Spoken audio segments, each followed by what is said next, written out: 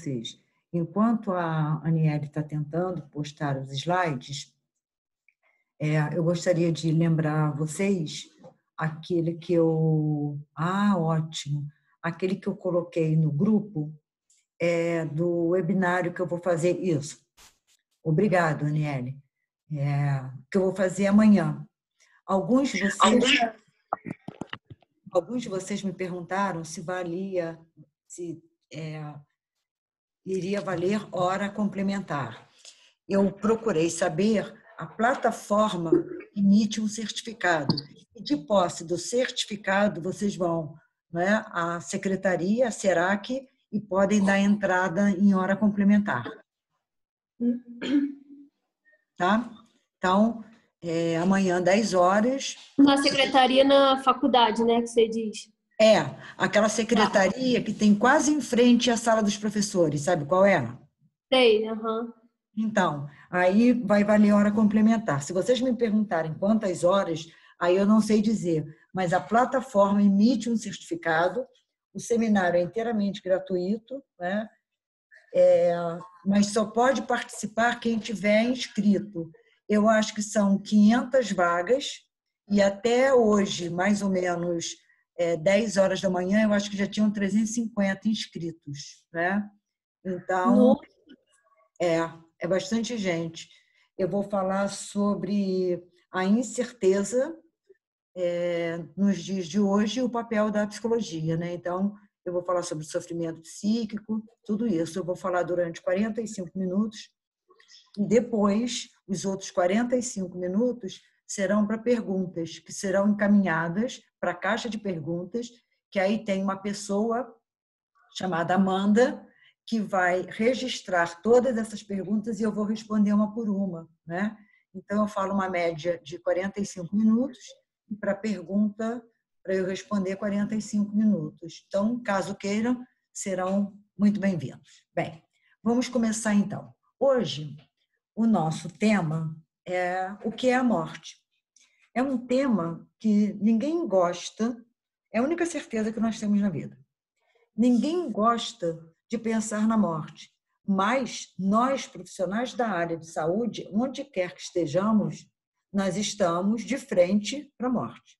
Seja a morte física, seja a morte psicológica e seja a morte moral. Porque quando nós falamos de morte, as pessoas pensam só na morte física, né? Mas existe a morte moral. Existe a morte, aspas, né, psíquica, que é quando você tem alguma doença que você perde a memória. O que é uma pessoa sem memória? Mas aqui nós vamos nos remeter muito mais, nesse momento agora, à morte física. Antes de nós darmos continuidade, eu vou pedir a vocês hoje para eu terminar a aula 10 minutos mais cedo. Eu vou explicar por quê. Porque logo em seguida eu tenho uma outra aula. Aí eu tenho que passar essa aula de vocês para o YouTube, do YouTube para a plataforma. Aí, como são 3 turmas, eu estou começando muito atrasado na outra turma. Então, quando der assim, mais ou menos 10 para as 8, a gente termina, só para ver se eu entro menos atrasada na próxima. Tá bom? Aí a gente tira esses 10 minutos aí de uma outra vez. Bem, então, vamos lá. O que é a morte?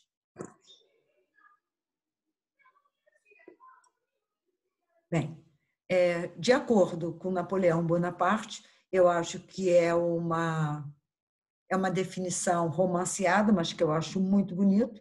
Ele vai dizer que a morte é um sono sem sonhos. Então, é uma definição bastante romântica do que seja a morte. Por favor, Aniele.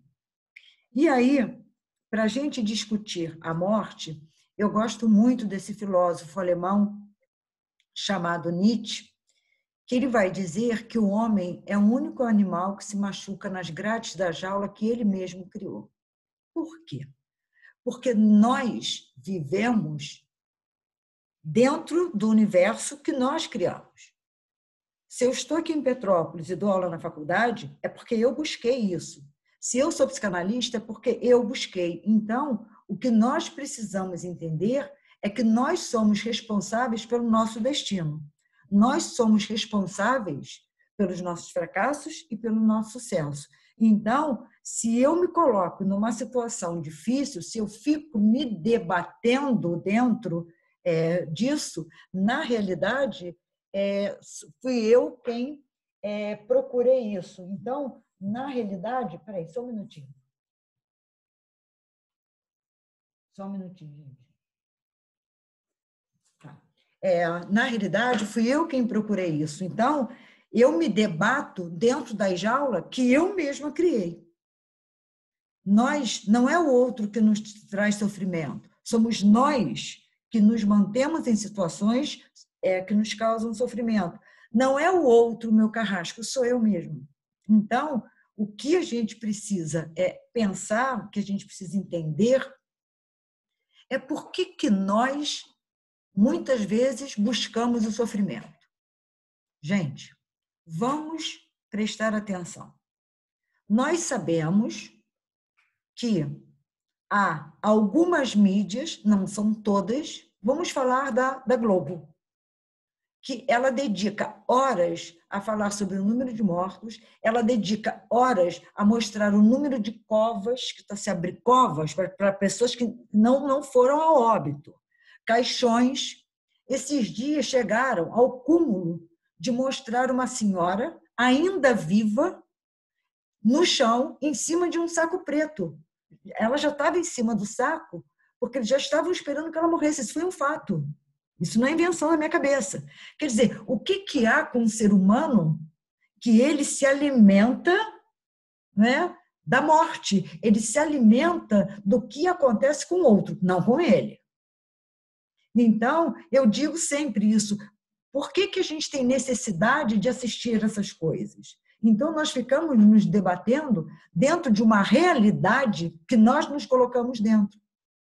Não estou dizendo com isso, em absoluto, que a vida seja um mar de rosas, não. Mas também não é, me perdoem o termo, essa desgraça toda que muitas vezes nós vivemos, nós participamos. Então, quando Nietzsche diz isso, ele diz: nós podemos ter uma vida diferente, basta que queiramos. Bem, então, quando nós falamos de sujeito, é bastante interessante porque eu coloquei sujeito, cada letra de uma cor.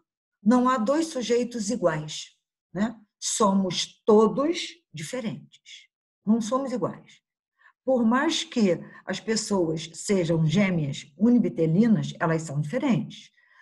Duas pessoas que foram criadas da mesma forma, elas são diferentes. As pessoas nunca são iguais. Então, nós falamos de tempo, toda pessoa está situada dentro de um determinado tempo, faz as suas escolhas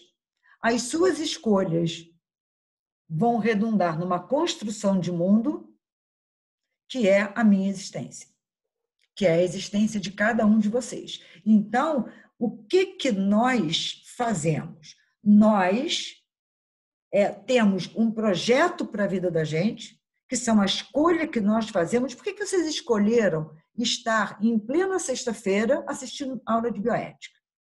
Né? É uma escolha que vocês fizeram. É uma escolha que eu fiz criar e ministrar essa disciplina. Então, o que eu quero mostrar a vocês, que as coisas, eu não estou discutindo nem questionando nenhum tipo de religião, de antemão. A única coisa que eu estou dizendo é que nós não nascemos com destino predestinado. Somos nós que, a partir das nossas escolhas, nós construímos o nosso mundo. E nele nós existimos. É isso que eu tento mostrar às pessoas o tempo inteiro.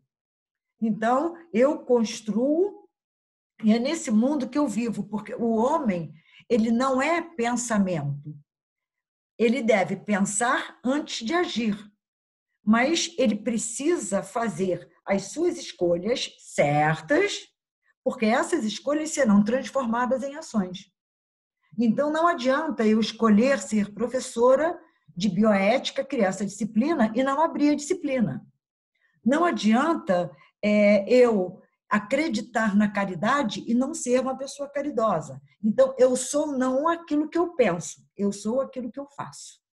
Tá? Aniele? Tudo bem? Bem, Tudo bem. Professora, eu vou deixar o slide, aí quando a senhora quiser que passe, só para falar próximo, que aí eu vou passando, para não avançar na frente da senhora. Está bem. Obrigada. Então, existe um filósofo existencial ateu que eu gosto muito, chamado Jean-Paul Sartre. Eu acho esse cara assim demais da conta, né? Demais. Ele vai dizer que a existência precede a essência. Primeiro eu existo, depois eu construo a minha essência. Sabe por quê? Porque se eu nascesse com uma essência, eu não teria escolha para fazer. Eu já nasceria pré-determinada. Então, eu sou psicanalista não por escolha, eu sou psicanalista porque essa é a minha essência. Eu sou professora universitária não porque eu escolhi, por causa da minha essência. Não. Ele vai dizer que primeiro nós existimos e depois nós vamos construindo a nossa essência. Ou seja, nós vamos, a partir dessa experiência, das experiências de vida, das nossas escolhas, nós vamos construindo a nossa essência. Então, o homem primeiro existe, depois ele se define. Então, até para que eu possa me definir como psicanalista, eu primeiro preciso existir. Fazer psicologia, fazer uma formação, para depois eu dizer que eu sou psicanalista. Eu primeiro preciso existir para poder escolher uma graduação em psicologia, fazer um mestrado e dar aula. Então, na realidade, o que nós temos? Eu primeiro preciso existir, para depois me definir. Vamos. Próximo. Tá. Então, essa regra aqui é uma regra já muito conhecida por vocês, né? Eu tenho um sujeito, a forma que esse sujeito tem de entrar em contato com o mundo é através da percepção, isso vocês já conhecem, eu estou apenas rememorando, lembrando que a percepção, né, ela é feita pelos órgãos dos sentidos, e os órgãos dos sentidos são neutros. Então, os órgãos dos sentidos, para quem não tem nenhuma deficiência, são 5. Visão, audição, tato, paladar e olfato. Então, se eu ouço um barulho e eu digo, é o barulho de motor do carro, não são os meus sentidos que denominam o motor do carro, mas sim a interpretação que eu atribuí àquilo que eu percebi. Então, eu primeiro percebo e depois atribuo uma interpretação. Só que esse processo ele é quase que simultâneo, mas não é simultâneo. Então, primeiro eu percebo, depois eu atribuo uma interpretação. Eu sinto um cheiro. Aí eu falo assim, esse cheiro é de Givenchy. Isso é um perfume francês. Não foram os meus sentidos que me disseram isso, né? Foi a interpretação. Então, o que acontece? Conforme eu vou atribuindo interpretações àquilo que eu percebo, eu vou construindo o meu mundo. Então, o mundo não é um mundo que existe, é um mundo que eu construo. É exatamente dessa maneira. Está me lembrando muito um dos filósofos que o Sartre se baseou foi o Husserl, com a teoria fenomenológica de que, tipo, a nossa realidade ela se molda naquilo que a gente percebe, que a consciência percebe. E com isso, é algo quase instantâneo. Então, a realidade ela é algo individual, ela dá esse caráter do indivíduo para a realidade. E a questão do que é o fenômeno para Husserl. O fenômeno ele não é uma coisa que dependa tipo só do ambiente por si, mas o fenômeno de Husserl seria qualquer coisa que tenha esse contato da nossa consciência com a parte externa. E isso daí caracteriza ainda mais essa questão que você está falando de Sartre, da realidade como algo dependente da gente. Muito interessante essa parte. E o Husserl vai falar também, João, da redução fenomenológica, né? A redução fenomenológica, ela é extremamente importante. Você tirar tudo que é contingente, tudo que é acidente, para poder chegar, aspas, né, à essência. Então, se eu pego isso aqui, ó, Espera aí, deixa eu pegar um outro objeto. Uma caneta. A tampa é contingente. Essa tampa, né? Isso aqui ser transparente é contingente. Se eu fizesse uma redução fenomenológica, o que compõe uma caneta? É uma carga com uma envoltura que você possa segurar para escrever. Então, Sim. essa redução fenomenológica eu acho, sim, fundamental, que aí tem uma paridade com Sartre, de fato. Tem uma frase que você me lembrou, falando isso, eu não tenho certeza se é dele, mas ele fala assim, a frase, toda consciência é consciência de algo, no caso. Sartre. Sartre. Aliás, muitos filósofos dizem dessa maneira, né? Toda consciência é consciência de alguma coisa. Senão, não seria consciência. Consciência é aquilo que eu sei. Então, se eu estou falando isso aqui é um mouse, né? Eu estou falando da consciência. Se eu digo isso aqui é um microfone, eu estou falando de consciência. Então, consciência é sempre consciência de alguma coisa num dado momento. Certamente. Interessante, né? Sim, eu gosto muito. Gosto muito dessa parte. Eu acho muito bonita também. Agora, quem diz isso também é Aristóteles, né? Aristóteles vai, como o Russell, o Russell vai falar em a redução fenomenológica, né? E o Aristóteles vai dizer que a gente precisa separar o acidente da substância. Sim, certamente. Indo nessa linha de Russell, ele fala que nessa questão não existe um acidente assim, para as coisas que acontecem, e sim é a consciência sendo direcionada intencionalmente. Não. Acidente não é nesse sentido, não, que Aristóteles coloca. Entendi. Acidente, para ele, seria tudo aquilo que não é necessário para você caracterizar alguma coisa. Então, por exemplo, uma redução fenomenológica em Russell. Isso aqui ser transparente é acidente. Isso aqui podia ser branco, da caneta. Isso aqui podia ser vermelho. É acidente, como a redução fenomenológica, só que eles falam de nomes diferentes. Então, acidente é tudo aquilo que é contingente. Entendi. Em Russell, na redução fenomenológica, né, existe o que é contingente e o que é necessário. A gente tira o contingente para ficar com o necessário. Certamente. Vamos, próximo, Anélio. Bem, então, a existência, ela corresponde à realidade individual, à realidade por cada um de nós construída. A relação que cada um de nós estabelece com a disciplina, estabelece com a faculdade, estabelece com o outro, estabelece com o mundo, é uma construção nossa. Então, o que eu penso que é um fator que complica um pouco a vida da gente, não é que a realidade é uma realidade construída por cada um de nós. É a forma com que nós construímos essa realidade. Em geral, nós construímos ou de acordo com as nossas carências ou de acordo com os meus preconceitos. Então, eu vou construir não esperando que o objeto se apresente, até porque eu também nem chegaria a ele, né? A coisa em si. Isso está em Kant. O que a gente chega para Kant é aquilo que nós podemos interpretar daquilo que está diante de nós. Só que nós, em geral, nos antecipamos. Nós costumamos nos antecipar nessa construção. Então, são nessas construções antecipadas que aí vamos voltar a Nietzsche, que a gente faz esse mundo de forma que a gente se machuque.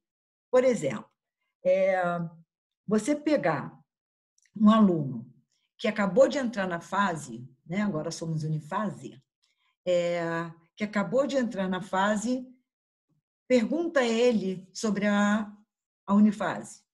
Qualquer coisa que ele diga é antecipado. Nós, muitas vezes, construímos realidades a partir do discurso do outro. Como assim? Então, são essas construções errôneas, porque são feitas de forma antecipada que nos fazem sofrer.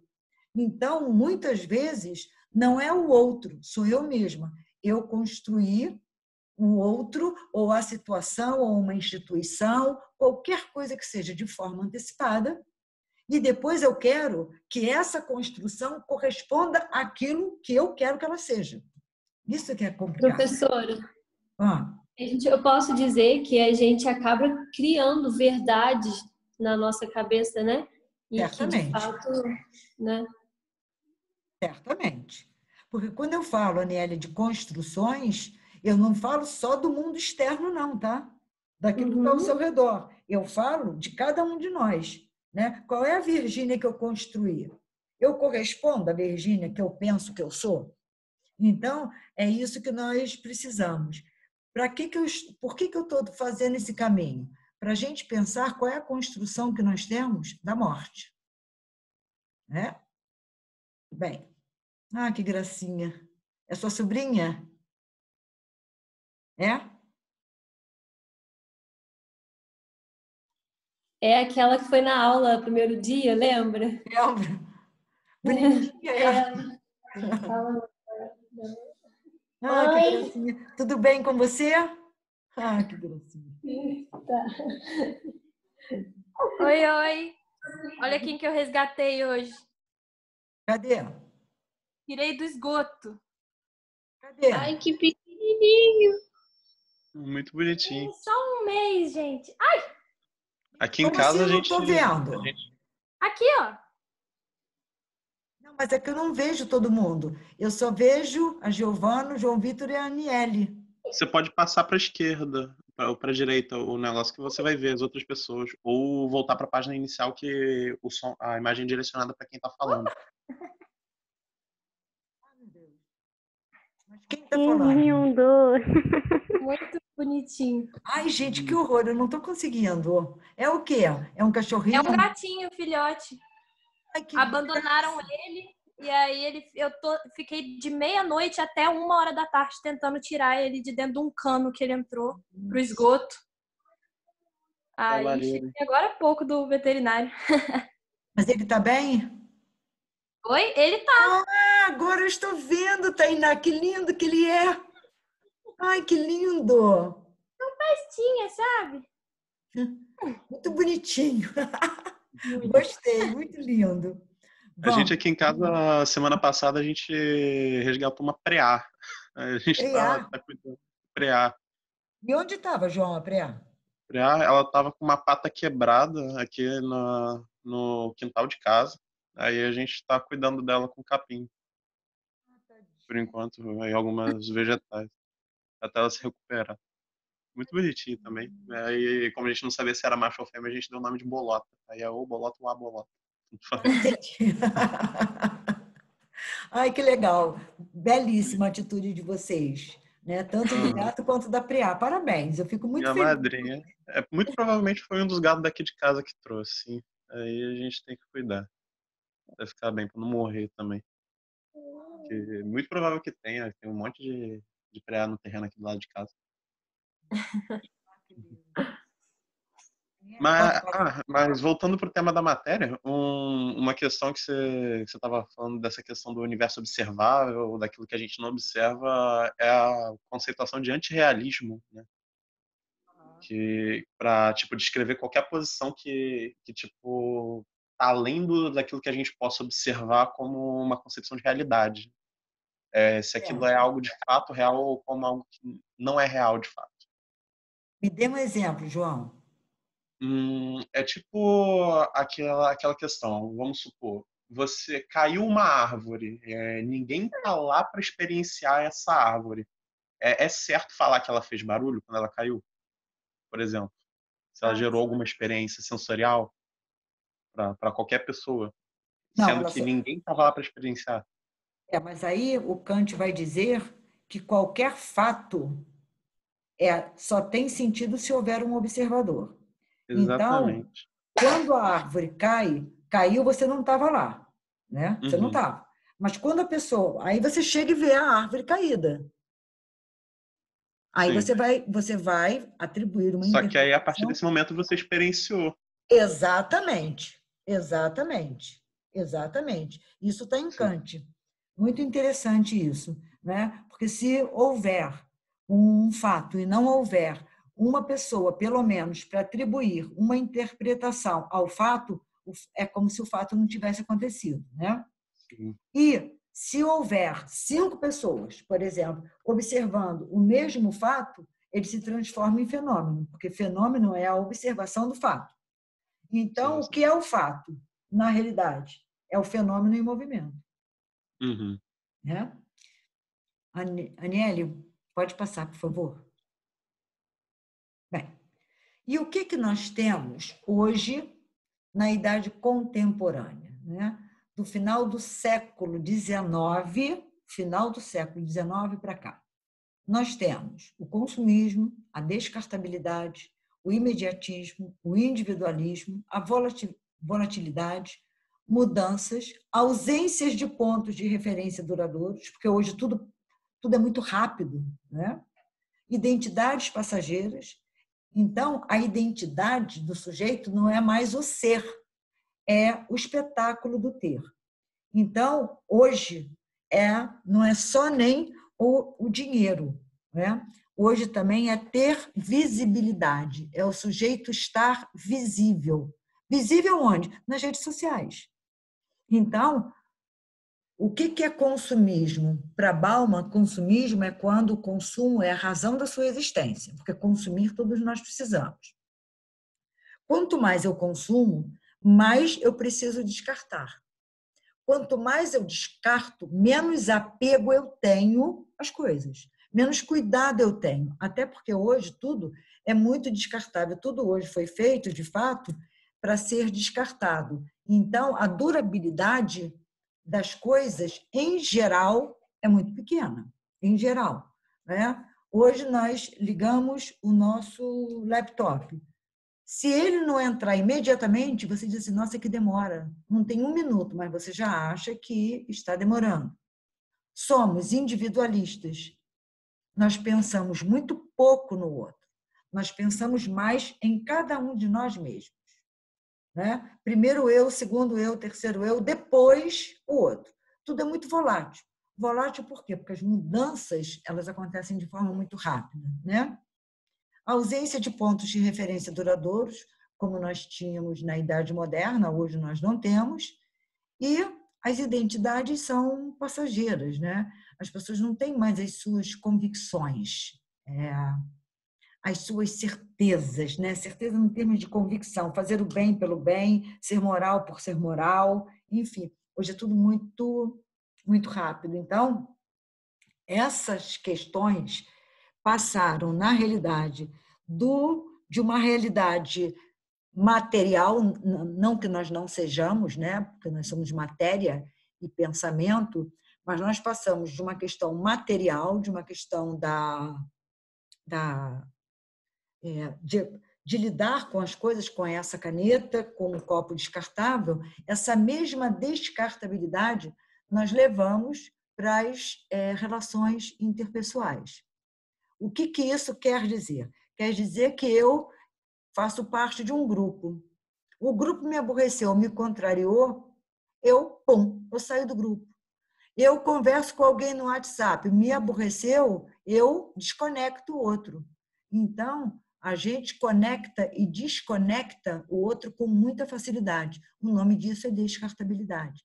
Então, nós descartamos o outro, assim como nós somos descartados. Vamos pensar essa senhora, que eu acabei de citar o exemplo, que estava com Covid-19 em estado muito grave, que já tinham colocado ela no chão em cima de um saco preto. Tainá, vamos prestar atenção na aula. Tainá? Estou de olho em vocês. Então, o que nós temos? Quando você pega uma pessoa ainda viva, uma senhora, né, coloca ela no chão, já em cima do saco preto, só faltou cruzar os braços e ficar esperando ela morrer. Isso é descartabilidade. Isso é descartabilidade. Quer dizer, qual é a dignidade, né, que se respeitou dessa senhora? Então, quando eu falo de descartabilidade, eu estou falando de vários tipos de descartabilidade. Essa é uma delas, né? Tá? Próximo, por favor. Bem, então, quem fala isso é a Carmen Dapuan, num livro chamado Formas do Vazio. Formas do Vazio, ela vai dizer que mudaram os valores, as noções de família, educação, religião, nação, relação, ou seja, muda o estar no mundo. O estar no mundo mudou. E vou dizer a vocês, sem medo de errar, o estar no mundo mudou com essa pandemia, mudou com essa quarentena. Eu não posso dizer que todos tenham mudado. Nós não podemos generalizar. Isso é um erro muito grande. A generalização é um erro, mas o que nós podemos pensar é que muitas pessoas vão sair dessa quarentena diferentes, né? Eu espero que mais solidárias, eu espero que mais humanas, no sentido de fazer o bem, enfim, né? De existir sabendo que você existe porque existe o outro. Né? Por que a moral existe? Porque você não está sozinha no mundo. Então, agora, não basta você saber que você não está sozinha ou sozinho no mundo. Nós precisamos reconhecer a humanidade do outro e reconhecer a sua própria humanidade. Então, eu espero que nós consigamos sair dessa quarentena de forma bastante diferente. Pode passar para o próximo, por favor. Então, muita coisa mudou. Muita coisa mudou. Muita coisa vem mudando de era para era, lá desde os primórdios, né? Muita coisa vem mudando.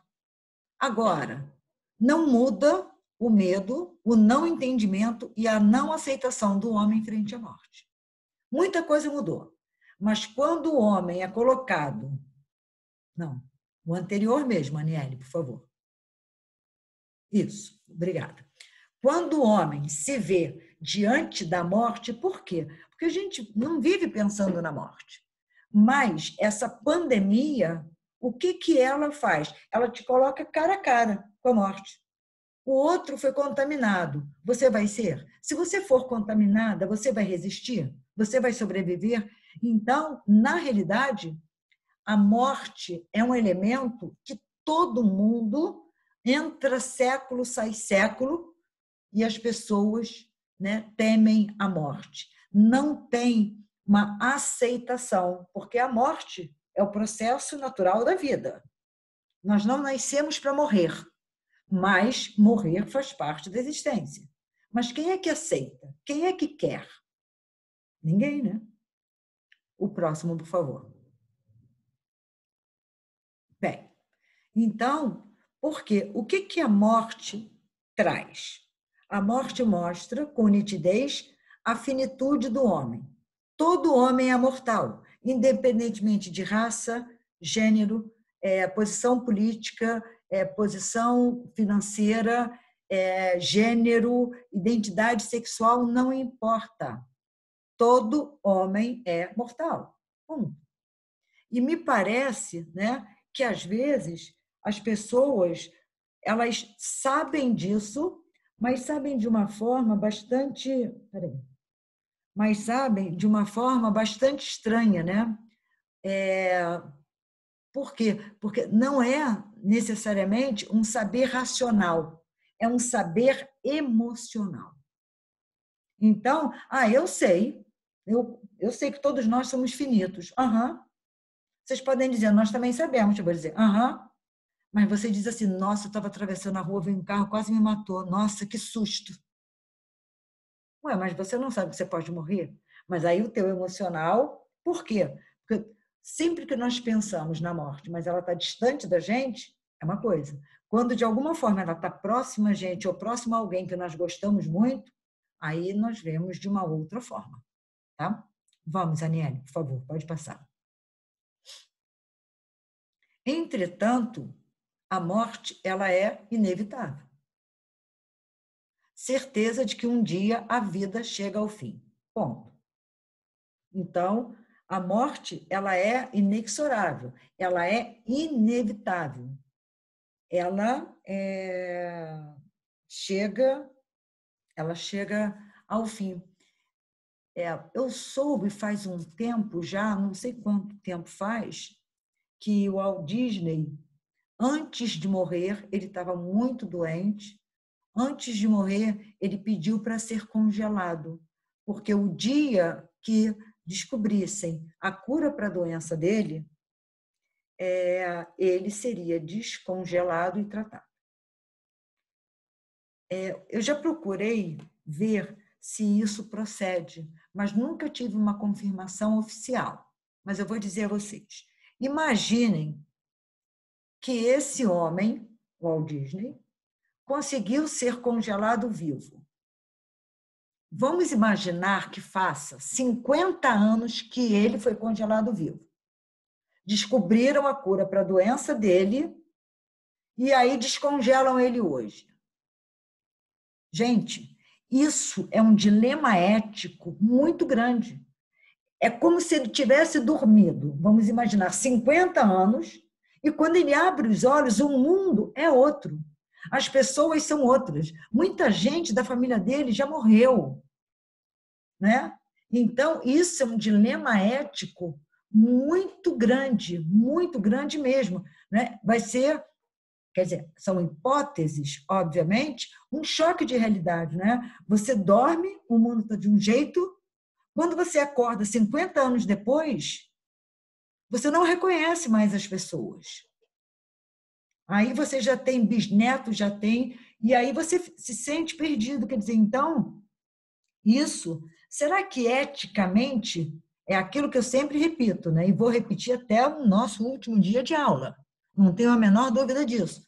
Nem tudo que é cientificamente possível é eticamente aceitável ou eticamente correto.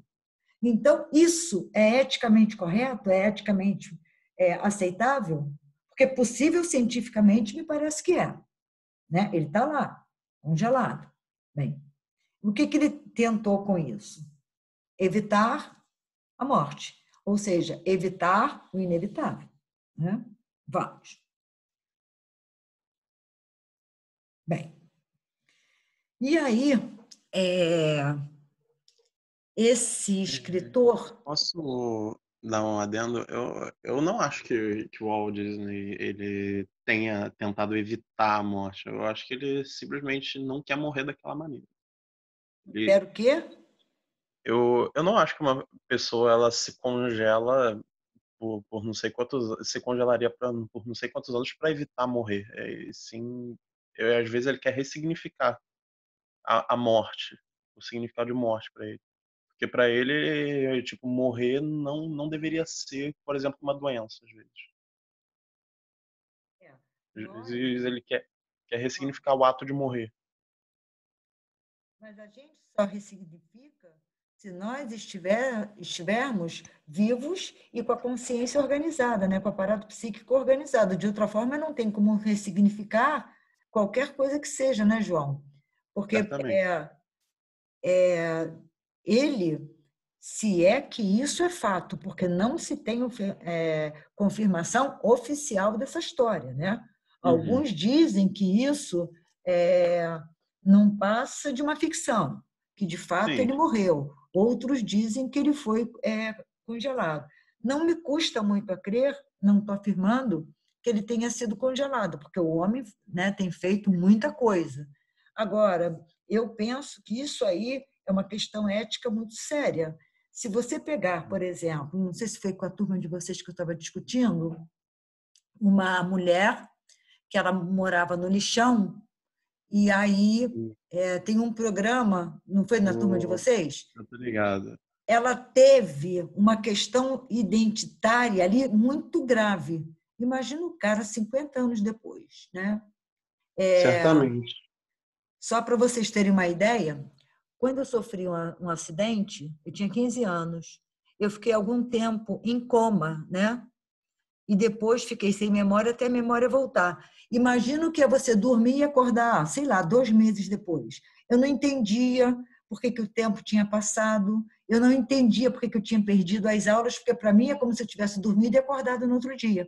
Só que não era, né? Imaginem isso ao longo de 50 anos. Né? Certamente. É muito difícil você se achar no tempo depois. Bem, Até porque o tempo é parte da gente, né? Exatamente. E segundo Kant, é uma categoria que nós criamos, né? Para poder organizar o aparato psíquico. Sim, Tempo e sim. espaço são duas criações humanas, né? Exatamente. Tem até a questão da construção de quem que é o eu, né? Essa questão de ser eticamente correto e não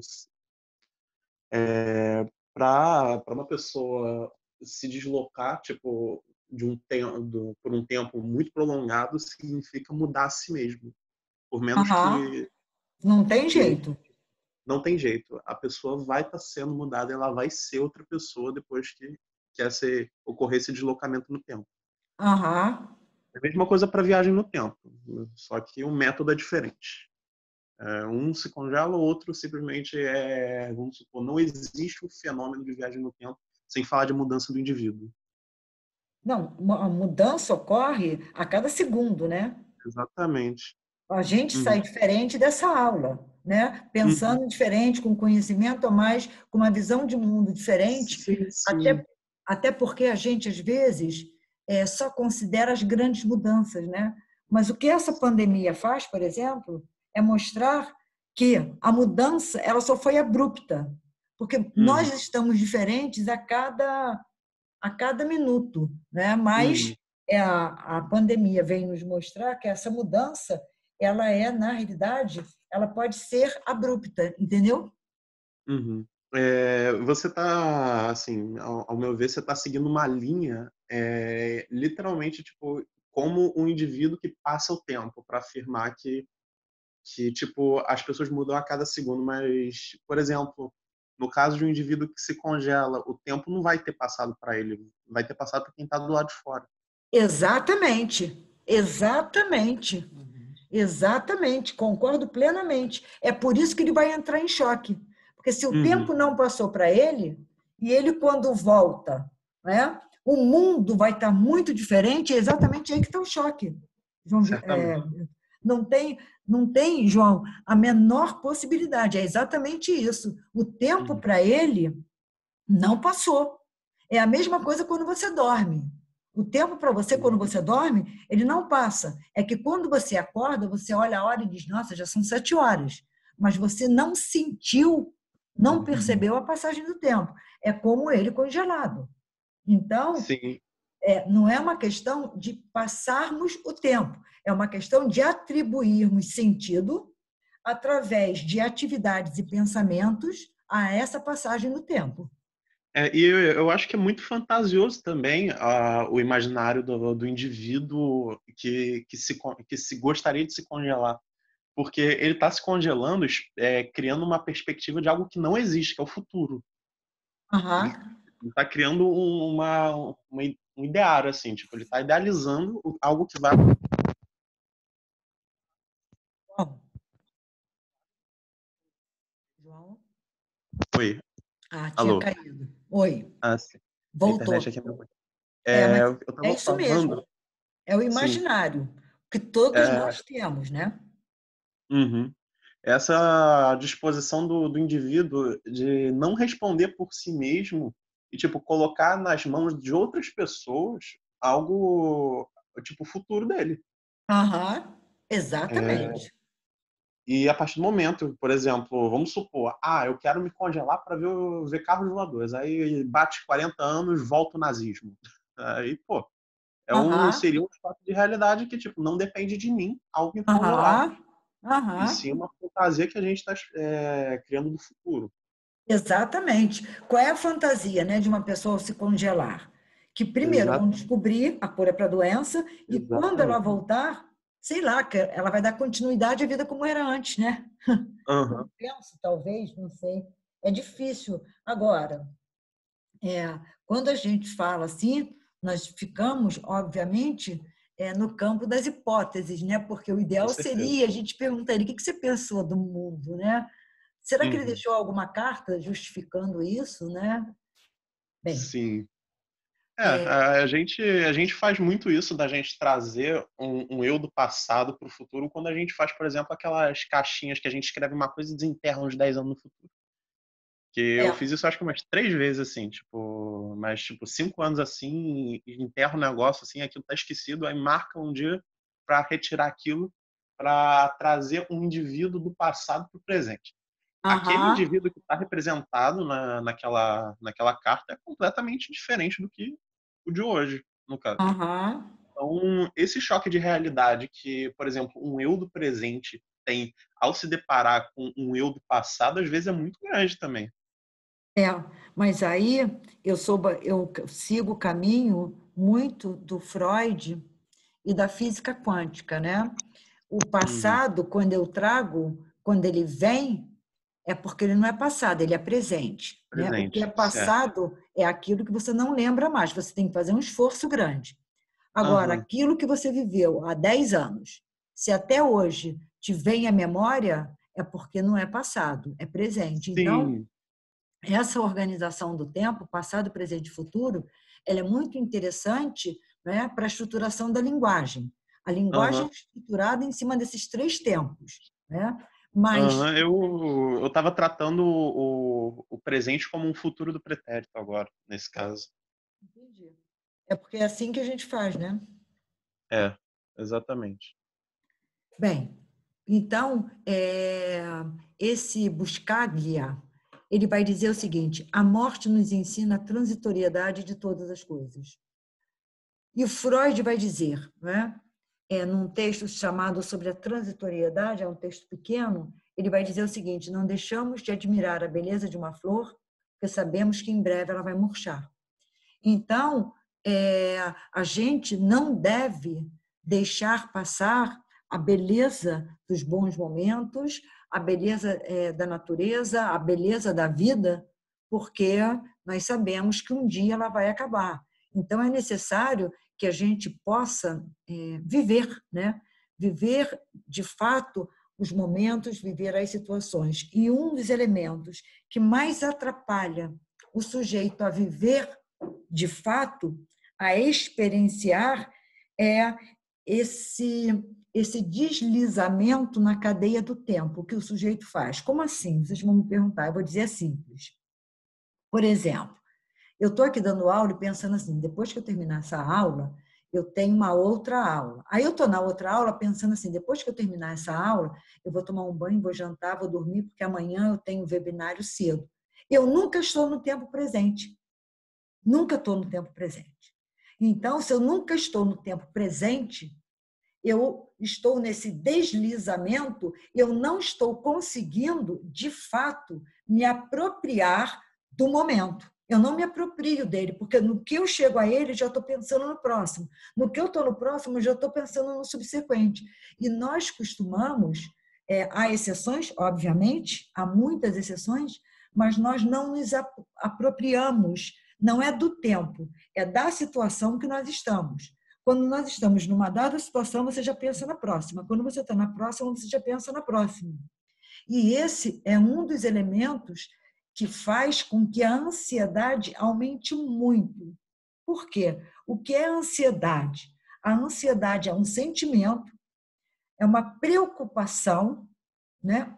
Um pouco fora de controle, que está ligada sempre ao futuro. Não importa se é o futuro daqui a meia hora, um dia, 3 semanas, 10 anos. Futuro é o que vem. Então, por isso é que com essa Covid-19, com essa doença, a atual coordenadora de saúde mental da OMS se chama Deborah Castel. Né? Débora, não é Débora, é Deborah Castel. Ela diz o seguinte, né? Ela diz que são tantas as incertezas que o homem vive que, né, o nível de ansiedade está aumentando muito e que se espera, aspas, tipo uma pandemia mental, depois que passar. Por quê? Porque é a ansiedade, né? O que será depois que tudo isso passar? Só que o que nós precisamos entender é que se nós conseguirmos fazer desse momento uma oportunidade, uma oportunidade de quê? De você entrar em contato com você, de você refletir sobre as suas coisas, de você curtir mais a sua família, de você curtir mais ler bons livros. Porque nós nos queixamos que nós não temos tempo para nada. No que nós temos esse tempo, nós não sabemos o que fazer. Então, quando nós ficamos nesse deslizamento, a transitoriedade ela parece muito mais rápida, né? Muito mais rápida. O que eu peço a vocês é que a gente pense, tudo é transitório, tudo é transitório. Uns levam um pouco mais de tempo, outros, né? O tempo é menor, mas tudo é transitório. Então, o que a gente precisa? A gente precisa aprender a se apropriar da situação. A gente precisa aprender a se apropriar do momento. Vou dar um exemplo. A Tainá, que resgatou esse gatinho. Se ela conseguir ficar com esse gatinho no colo, meia hora, dedicada a ele, brincando com ele, o que vai ser depois é uma outra coisa. Né? Mas a gente está sempre pensando no momento seguinte. Então, o que nós precisamos é se apropriar do momento presente, que aí a transitoriedade ela nos maltrata menos. Vamos, o próximo, por favor, Aniele. Bem, então, a morte, na realidade, é um enigma, é um mistério. Quando nós vamos morrer? Cada um de nós vai morrer. Como nós vamos morrer? Existe vida após a morte? Nós temos respostas para essas questões? Não temos. Exatamente. Então, é um mistério? É um mistério, e segundo alguns autores, um dos maiores mistérios, né, é a morte. Eu não sei se a gente pode dizer que é um dos maiores mistérios, mas é um mistério bastante considerável, Nós nunca sabemos quando, nem como. Tá? Bem, e se existe vida após a morte, é uma pergunta, é uma questão também, como tantas as outras. Aí eu digo que quem vai responder isso são as diversas religiões, não é a ciência. Não é a ciência que vai responder se existe vida após a morte. Porque para a ciência não existe, né? A morte é uma interrupção da vida, e não tem depois uma possibilidade de vida. A ciência vai dizer que a morte é a falência do organismo, ponto.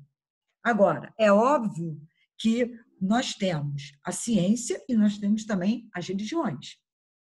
E algumas, eu diria que a maior parte das religiões, não sei se todas, eu não poderia dizer todas, porque eu não conheço todas, né? Mas eu diria que para a grande maioria das religiões e das seitas, existe vida após a morte. Seja através da ressurreição, né, que é uma continuidade em outro plano, seja através da reencarnação. A pessoa morre e ela volta, não sei quanto tempo depois, em outro corpo, enfim, de uma outra forma, tá? Mas sim, é um enigma. Ninguém quer morrer para saber se existe vida após a morte. Eu não quero. Eu lembro que eu aprendi sobre Schopenhauer e ele falava mais ou menos isso, né? Que a gente foge da realidade e do medo que a gente tem da realidade através de coisas como religião, arte e tudo mais. E é bem isso, né? Porque as pessoas elas têm medo do que elas não conhecem e elas começam a criar suposições para confortar elas do desconhecido, né? Porque exatamente, no fundo elas não sabem o que acontece, mas conforta elas acreditar que é aquilo que vai acontecer. E outra coisa, né, Tainá? Acrescentando o que você falou, por isso o ser humano tem tanta resistência à mudança, porque a mudança para ele é o desconhecido. Se eu vivo assim e tenho vários problemas, eu prefiro continuar assim do que mudar, e aí eu não sei como é que vai ser a mudança. Então, a morte, a mesma coisa, né? A religião vem, ou as religiões vêm, a Marilena Chauí também fala isso, para quê? Para trazer um certo conforto diante da finitude, mostrando que há vida após essa vida existe uma continuidade, seja da forma que for, né? Então, como nós temos medo daquilo que nós não conhecemos e o que acontece após a morte, se é que acontece, é desconhecido, como é que fica isso, né? É bastante interessante isso, muito interessante. A gente tem umas coisas assim que eu acho sensacionais, né? Eu acho. Eu não acredito em vida após a morte. Eu acho que morreu e acabou. Eu não acredito. Eu acho que a gente tem que viver. O problema é que as pessoas, eu acho que elas querem sempre tentar achar um sentido para a vida. E elas acham que para ter um sentido, você tem que ser recompensado ou algo precisa acontecer depois de você já ter vivido e feito o que é certo e assim. E eu não concordo, assim, eu também não acho que acontece nada e que a gente tem que valorizar o momento, né? Bem o que você falou, a gente tem que viver aquele momento sem estar pensando no depois.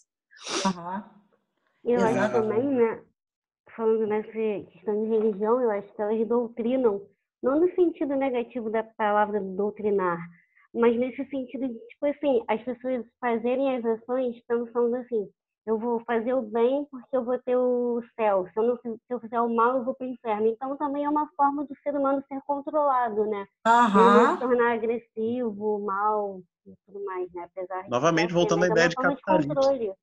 Mas é uma forma de controle, né? Assim como o tempo também, se eu não me engano, é Foucault, né? Que traz o tempo como uma forma de controle em cima da sociedade.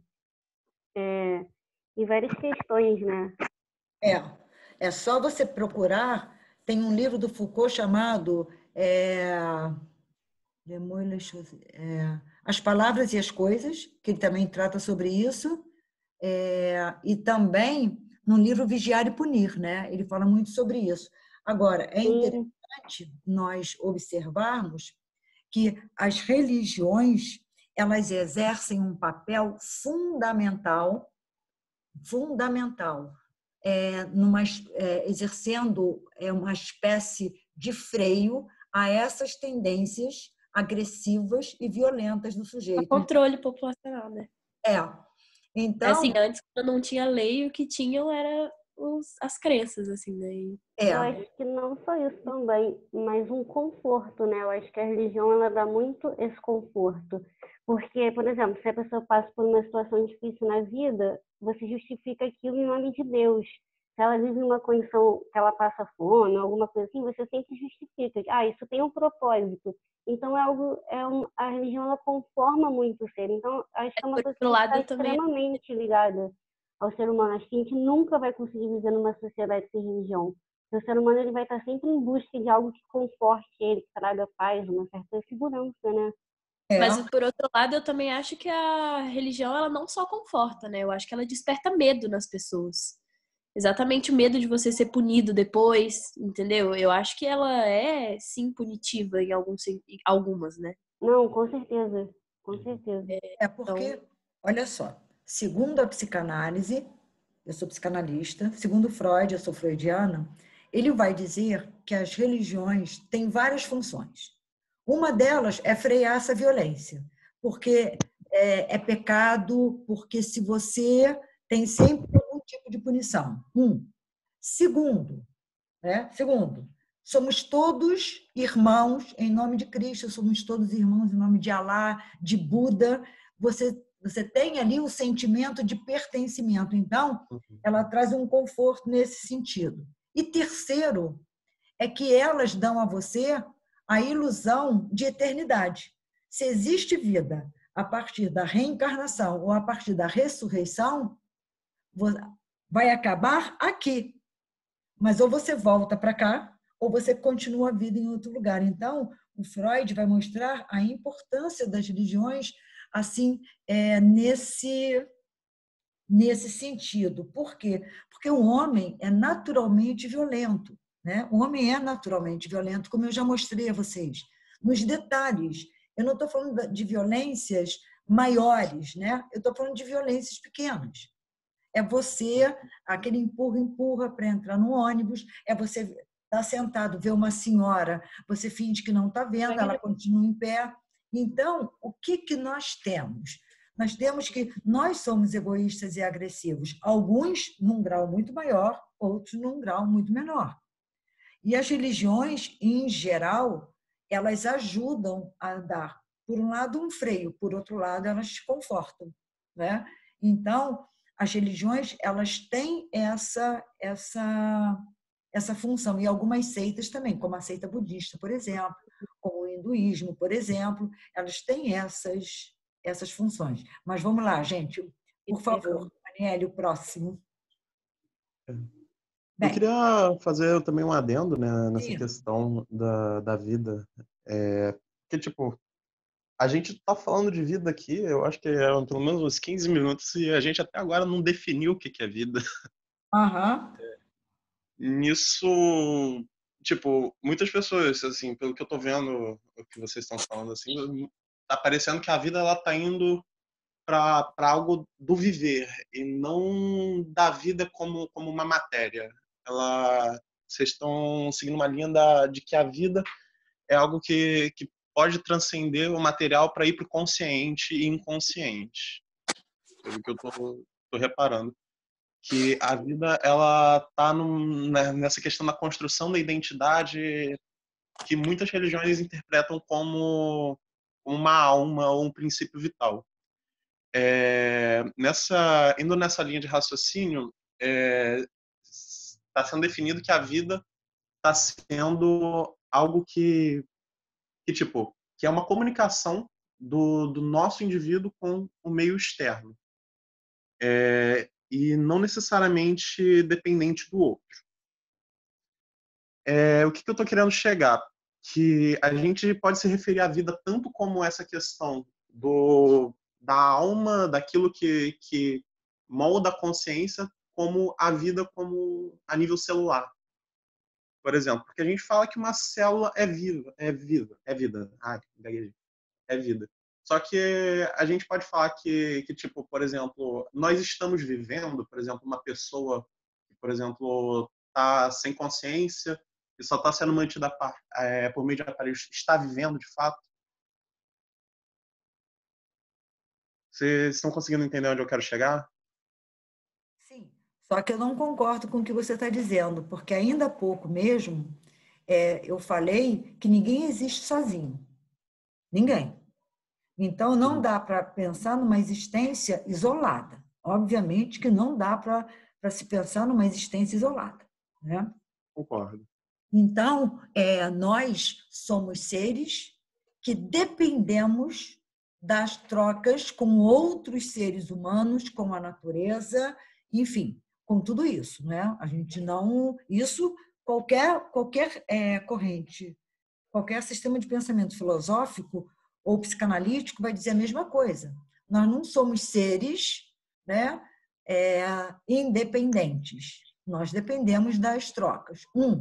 Segundo, tem que existir um princípio norteador da existência. Se nós fôssemos para Sartre, Sartre vai dizer que tudo na vida é contingente. Tudo na vida é sem significado. Então, para Sartre, o que é viver? É dar sentido ao não sentido. Uhum. É o que ele vai dizer. Então, uma música pode não ter um sentido para você hoje. Amanhã ela pode ter. Como depois ela pode não ter mais. Então, como é que nós atribuímos sentido? A partir das nossas crenças. A partir das nossas crenças. Sejam essas crenças religiosas, sejam essas crenças filosóficas, sejam essas crenças sociológicas, sejam essas crenças, a crença que for. Porque se você se despir de toda e qualquer crença, como é que você vai atribuir sentido a alguma coisa? Isso é uma questão importante. Então, eu atribuo sentido de acordo com a minha crença. E quando eu falo de crença, eu não estou falando de religião. Religião é fé. Né? É quando você acredita numa revelação sem ter que estruturar essa revelação. Agora, quando eu falo de vida, né, eu estou dizendo, aí sendo bastante sartriana, bastante freudiana, bastante kantiana, que nós precisamos atribuir sentido a tudo isso. Porque se a vida não é atribuir sentido, primeiro, à nossa própria existência, para depois nós atribuirmos sentido, aspas, ao que está fora. Porque o Freud vai dizer que a realidade ela não é interna nem externa, a realidade é. A consciência ela não é interna nem externa, a consciência é.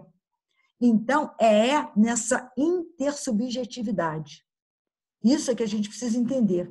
Eu sou na relação comigo mesmo, eu sou na relação com o outro. Aí, se a gente quiser expandir um pouco mais, nós podemos ir até Spinoza, porque Spinoza diz que nós somos uma extensão da natureza. Né? E aí o Spinoza vai trazer um conceito que é bastante interessante, que é o conceito de cônatos ou conatos. O que é isso? Né? É essa energia para a vida, é essa vontade de viver, é essa força vital. Né? Que ele diz, vem da onde? Vem da extensão de você com a natureza, com as outras pessoas. Então, na realidade, onde quer que estejamos, na filosofia grega, ou na filosofia francesa, né? Ou na filosofia alemã, nós temos sempre essa questão do homem em relação a outros homens. O Sartre, por exemplo, no livro Entre Quatro Paredes, que é uma peça que ele escreveu, ele vai dizer, né, que os outros são o inferno. Por que ele diz que o outro é um inferno? Porque é o outro que me diz quem eu sou. Exatamente assim. Foi alguém que disse para você que o seu nome é João Vitor, que você é homem, que você pertence à família X, que você... Né? Então, na realidade, muitas vezes o outro não diz aquilo que eu quero ouvir. Então, nós, querendo ou não, nós estamos sempre remetidos a um outro. E quando eu falo em bioética de solidariedade, de caridade, de compaixão, eu estou sempre voltada para o outro. Então, não é compaixão, como Kant diz, é fácil ser bom para quem se gosta. É você ser complacente, é você ser solidário com aquele que você não conhece, né?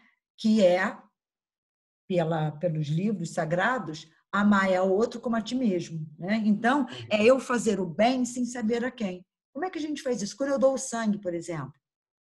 Quando eu deixo de arrancar uma árvore, porque uma árvore que eu arranco aqui não faz mal só aqui onde eu moro.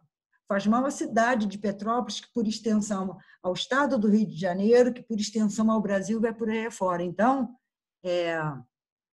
João, a vida, a gente nunca pode pensar nela de forma isolada. Nunca. Certo. Sempre em relação a alguma coisa. Uhum. Entendi.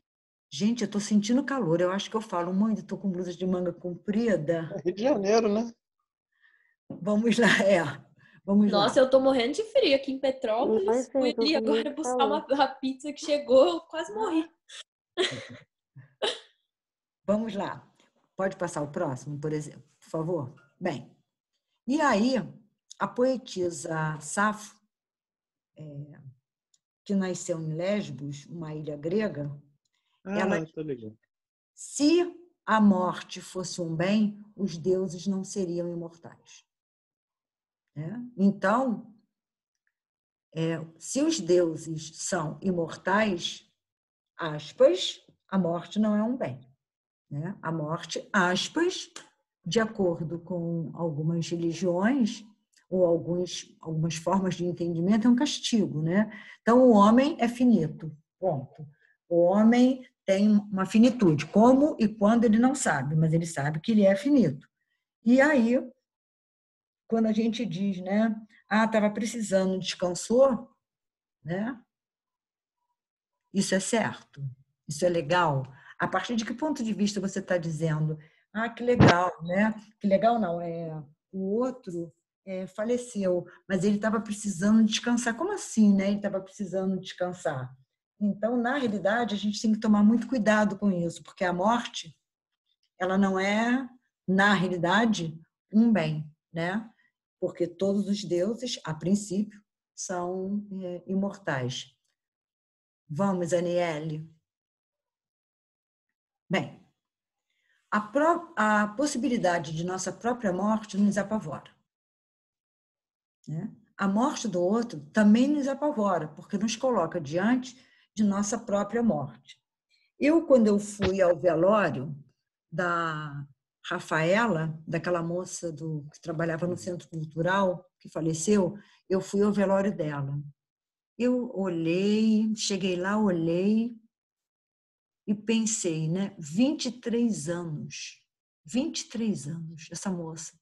Eu já vivi mais que o dobro da idade dela. Eu tenho 57, né? Aí eu estava ali, aí foram muitos os pensamentos que me vieram, né? Eu fiquei ali, fiquei olhando. Eu, de fato, naquele momento ali, eu lamentei uma moça aos 23 anos, tinha acabado de ser promovida, ela estava super feliz porque ela foi promovida, e ela mesma falava, né, dos sonhos dela que foram bruscamente interrompidos por um câncer, né? Esse câncer parece que foi descoberto dia 20 e tantos de março desse ano, e menos de 2 meses depois ela já tinha ido a óbito. Então, quando você está ali diante de uma pessoa que morreu, né, a gente se coloca, né, a gente vê a morte de frente, ou seja, assim como ela morreu, eu também vou morrer. Eu sei disso, mas quando você está diante do outro, é muito complicado, né? Diante de um corpo. E aí eu fiquei olhando, eu falei, 23 anos. E aí fiquei lembrando, porque na faculdade eu sou conhecida que um mês antes do meu aniversário, eu faço aniversário dia 16 de outubro, eu começo a passar e-mail ou zap para algumas pessoas. Está chegando 16 de outubro, meu aniversário. Eu vou fazer 58 anos. Mas isso, até das secretárias lá da faculdade, eu vou e marco na folhinha. Pego o meu lápis e marco na folhinha. Aí o pessoal diz assim, mas Virgínia, você não tem vergonha de dizer a sua idade, não? Eu digo, não. Né? Eu gosto muito da vida, eu faço aquilo que eu gosto, eu sou feliz. Então, é mais um ano que eu tive de vida e que muita gente não teve essa oportunidade. Então, na realidade, quando eu olhei para aquela moça, aos 23 anos, eu fiquei ali refletindo. Eu acho que em 15 minutos que eu devo ter ficado ali parada, eu acho que os pensamentos vieram que eu não saberia nem dizer todos eles. Mas aí você vê, né? O quanto não tem idade, o quanto não tem sexo, o quanto não tem raça, não tem gênero, posição social, nada disso, né? Bem, vamos lá. Bem, a morte é um fenômeno que faz parte, por natureza, da história da humanidade. Então, a morte não é nenhuma novidade. Muitas vezes, o que é novidade é a forma como ela se dá, a forma como ela se apresenta. Mas o fenômeno morte existe desde que existe a humanidade. Vamos, Aniele, por favor. Bem, a morte, ela não faz parte de nenhuma disciplina específica, de nenhuma categoria, nenhuma. A morte, ela é um fenômeno que é discutido pela filosofia, pela história, pela medicina, pela sociologia, pela antropologia, pelas religiões, etc. Então, há um conjunto de disciplinas que discutem, a partir de perspectivas diferentes, o fenômeno da morte. É isso que nós temos, né? Então, são perspectivas diferentes através das quais se discute a morte. Qual é a perspectiva mais certa? Não existe. A que existe é aquela que você acredita. Bem, as religiões, em sua grande maioria, encaram a morte como uma passagem de um mundo para o outro, seja através da ressurreição ou da reencarnação. Eu acho bastante interessante que tem gente que não fala morte, né? Fala assim, Joãozinho fez a passagem, né? Aí, eu antes fez a passagem, eu perguntava o que isso significa, hoje eu já sei, né? fez a passagem é morrer. Então, tem muita gente que fala, Joãozinho partiu. Partiu é morreu. Né? A pessoa não usa o nome, não usa por crenças religiosas, e tem gente que não usa para amenizar o peso da morte. Então, o que ela faz? Ela usa outros termos para tentar significar a mesma coisa que a morte. Então, fez a passagem, partiu, assim como, por exemplo, nós usamos muitos outros termos para amenizar algumas situações. Né? Porque apanharam minha caneta. Né? Você estava em sala de aula, você deixou sua caneta, saiu, quando você voltou não tinha mais ninguém em sala de aula, nem a sua caneta.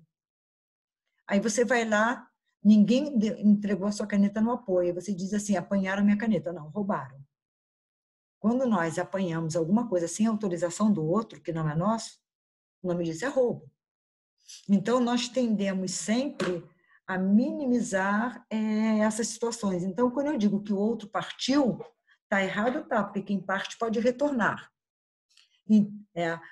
As pessoas usam, por exemplo, as pessoas que fazem quimioterapia, raramente elas dizem assim, eu vou fazer quimioterapia. Eu vou fazer QT. Eu vou fazer QT porque eu tenho CA. CA é câncer, QT é quimioterapia. Então, quando você fala quimioterapia, a pessoa diz QT, porque esse nome me apavora. Então, elas, às vezes, se utilizam de termos que venham a minimizar o impacto que esses termos causam nelas. Tá? Pode passar, Nelly, por favor?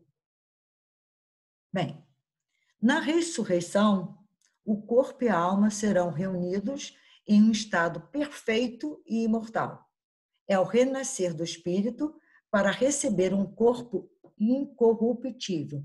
Isso quer dizer que um corpo, que não vai ser degenerado, não vai ter a falência dos órgãos. Um corpo incorruptível quer dizer um corpo eterno, num outro lugar. Isso é muito próprio das religiões cristãs. Pode passar, por favor. Bem, reencarnação. A alma de um ser humano retorna à vida com outro corpo. Por exemplo, é o caso do budismo. Buda é sempre uma reencarnação. Então, o budismo é uma seita que acredita em reencarnação. O hinduísmo é uma seita que acredita em reencarnação. O espiritismo é uma religião que acredita em reencarnação. Tá? Vamos. De uma forma ou de outra, a vida após a morte. Não importa se é através da ressurreição ou da reencarnação. Freud diz que uma das maiores feridas narcísicas que nós temos é a finitude. É a finitude. Não é raro você ouvir o seguinte das pessoas, se não houver alguma coisa depois, não faz sentido essa vida.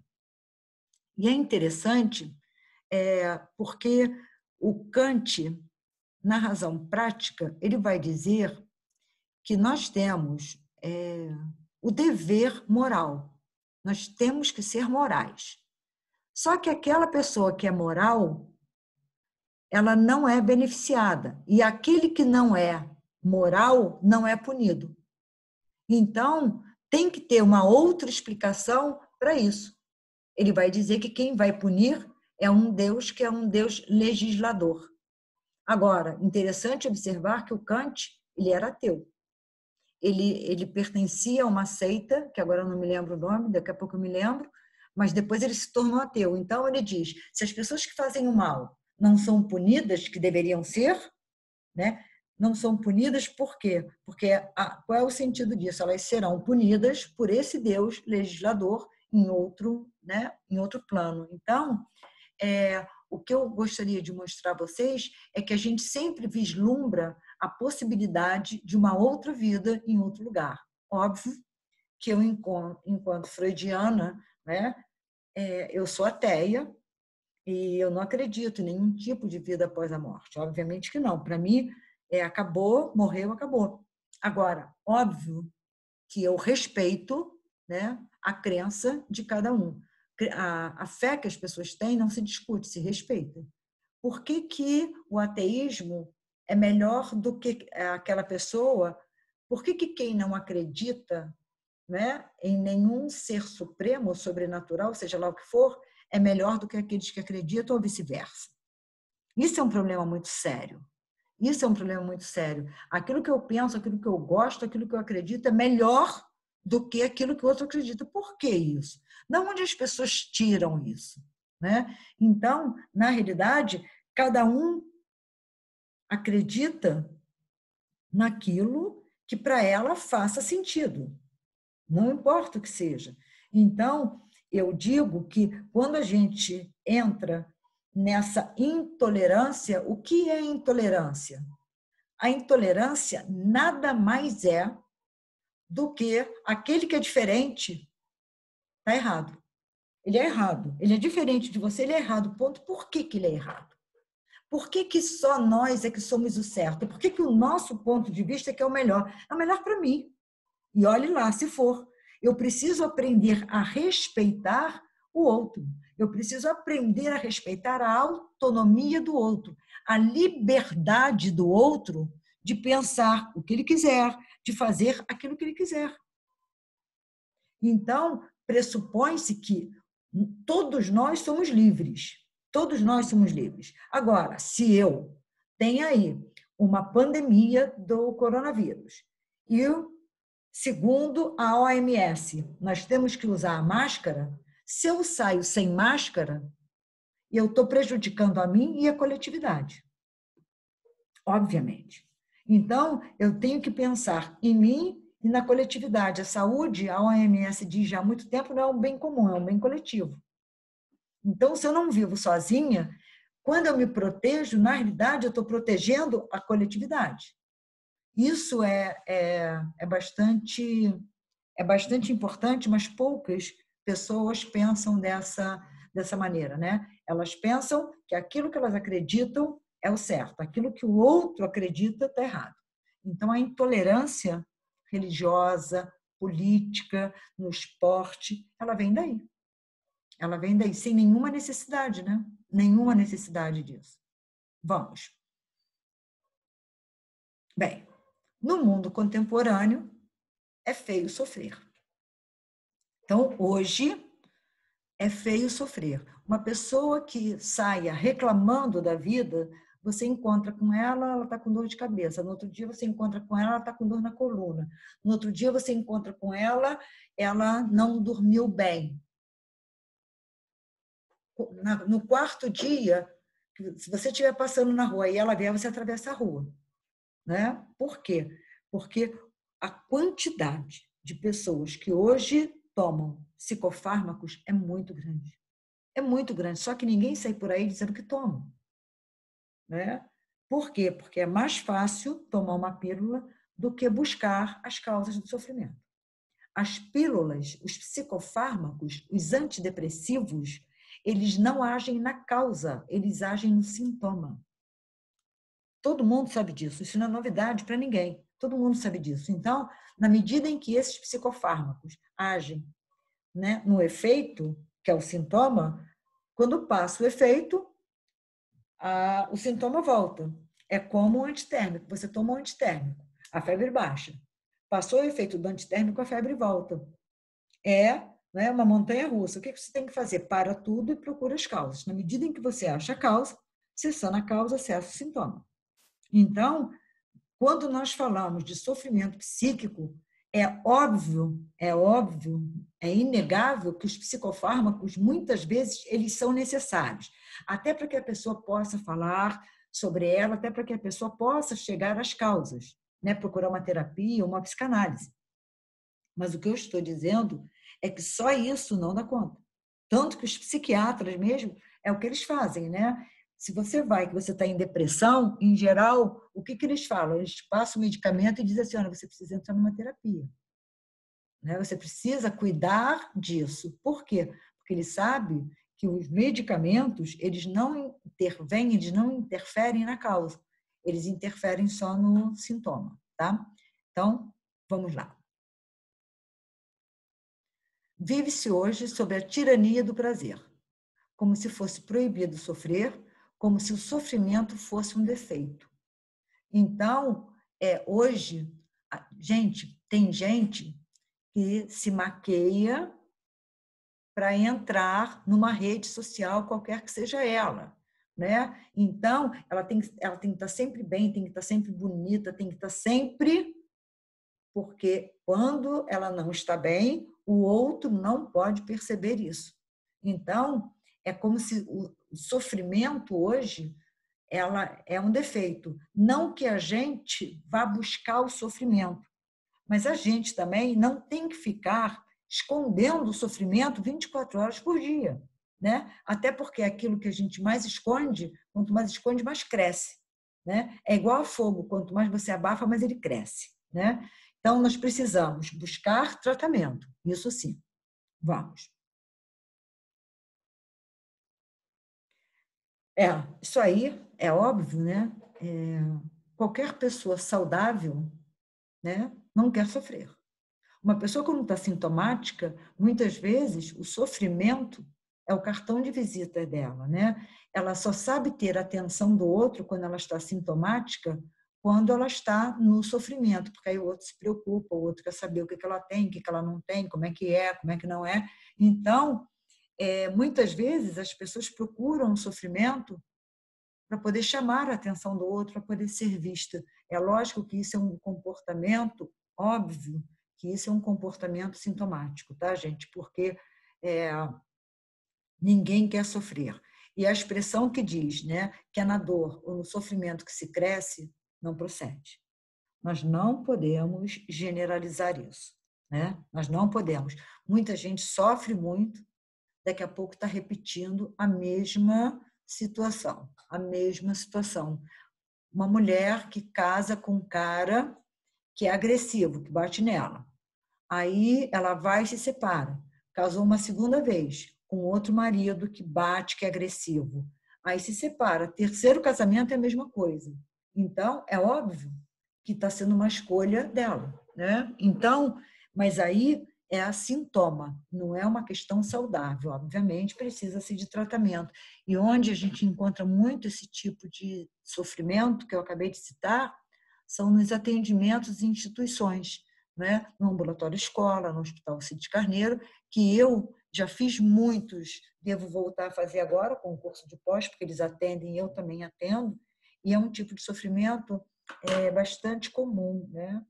Porque na clínica a gente costuma dizer que muitas vezes a pessoa repete o comportamento para entender. Como assim, professora? A mãe era casada com um homem que é pai de Maria, vamos dizer, né? Pai de Maria. A mãe e o pai de Maria. O pai de Maria sempre batia muito na mãe de Maria. Maria nunca entendeu por que a mãe se submetia a isso. Ela vai repetir inconscientemente essa relação para entender por que a mãe apanhava. É a repetição na clínica, né? Aliás, Deleuze tem um livro chamado Repetição. Se puderem, leiam. É um livro assim maravilhoso. Repetição é um tijolo, mas é muito interessante, né? A questão da repetição, que ela se dá muito na clínica também. Pode passar, por gentileza, Nelly. Ô, professora, eu não sei se você conhece, com certeza, a hipnose, né? A hipnose que explica muito isso, né?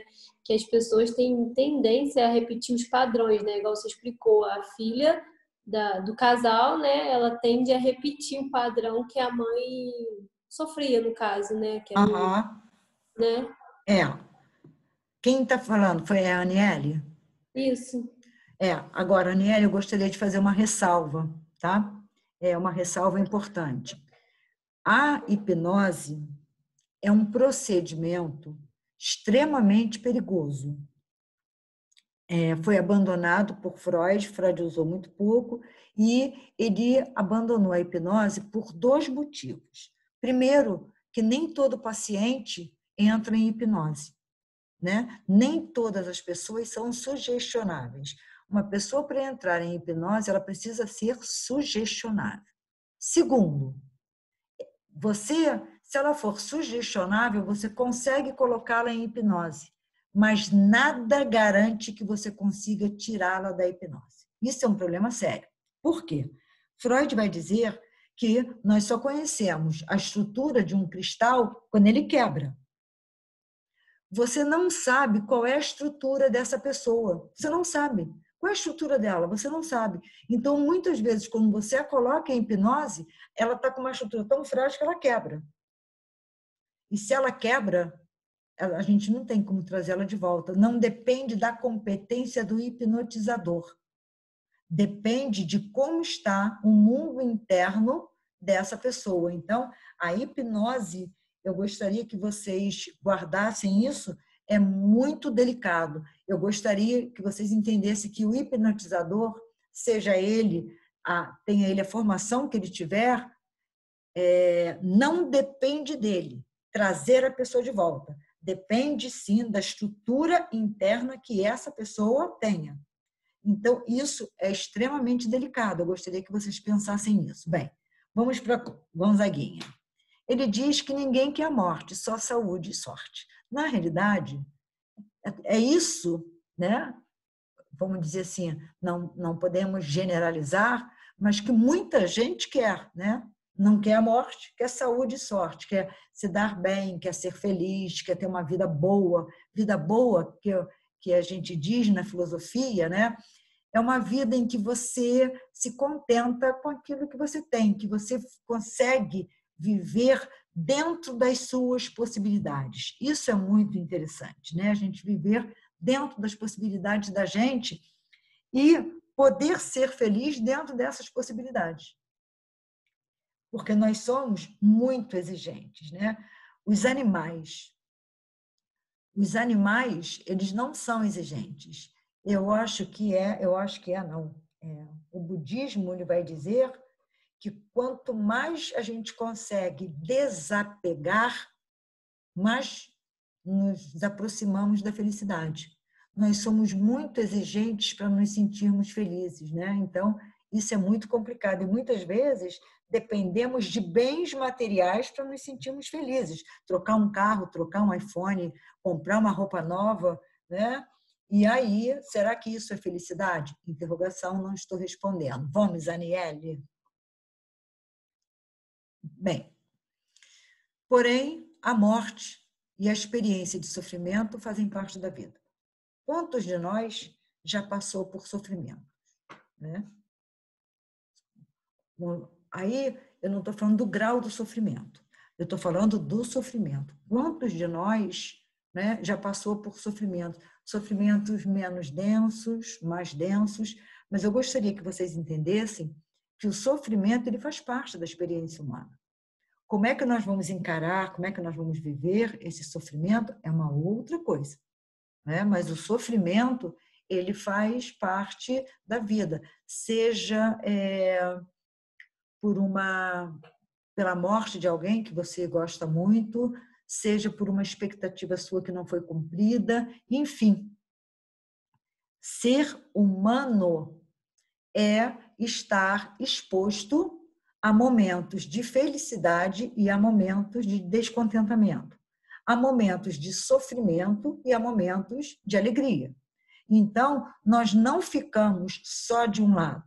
Nós somos como uma moeda em constante rodopio. Ora estamos alegres, ora estamos tristes. Ora estamos bem, ora estamos mal. Isso tudo faz parte, tá? Isso tudo faz parte da experiência humana.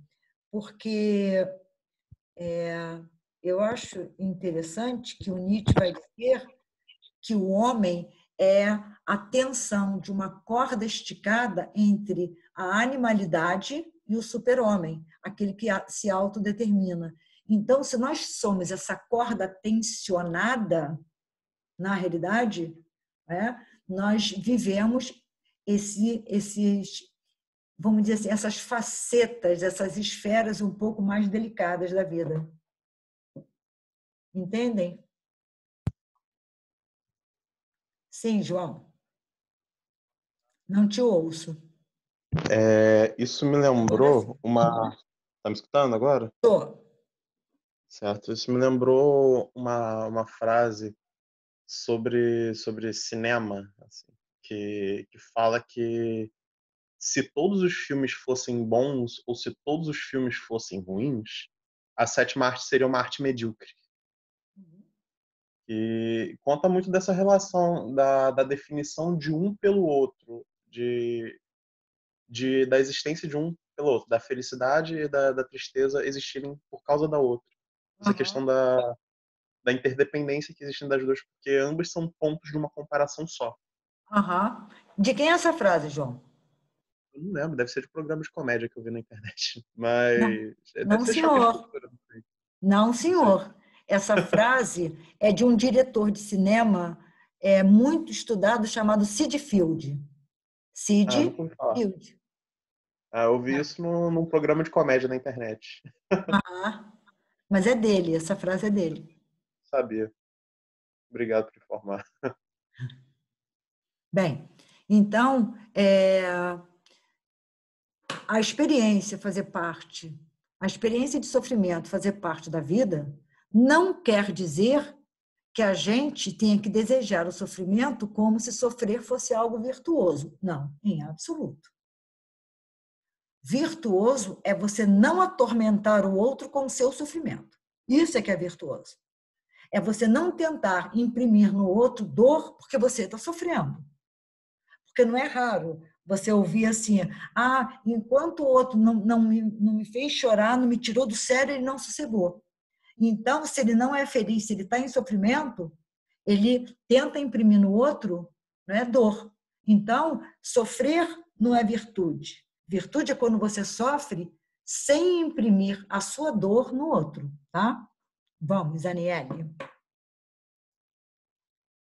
Tá, por outro lado, exorcizar o sofrimento nos impede de viver a vida em sua inteireza, em sua totalidade. Isso aí é porque nós não temos como correr do sofrimento. Nós não temos como evitar o sofrimento. E há situações na vida que elas implicam necessariamente em sofrimento. Não tem jeito. Nós não estamos acima do bem e do mal.